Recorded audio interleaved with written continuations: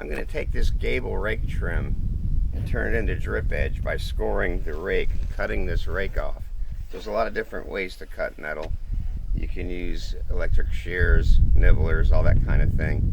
But if you don't have those and you're just doing a few cuts, scoring can be pretty handy, but it has to make sense. In this case, I can follow this groove that has already been bent into it at the factory.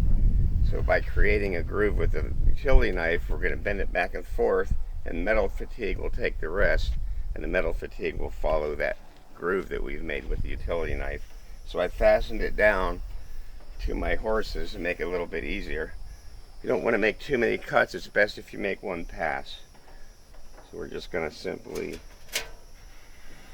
cut into this right here on that groove.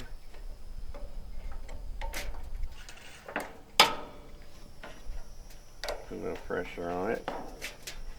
Stay in the groove.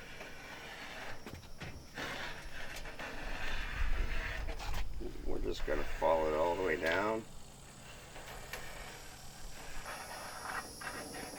And bend it in. If you start at the end, it'll break pretty quick.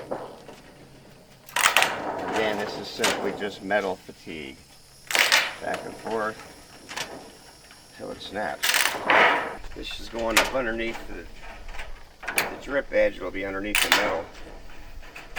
So it'll be just fine.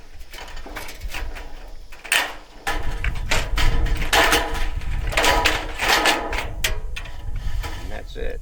So now I have drip edge instead of gable rake trim.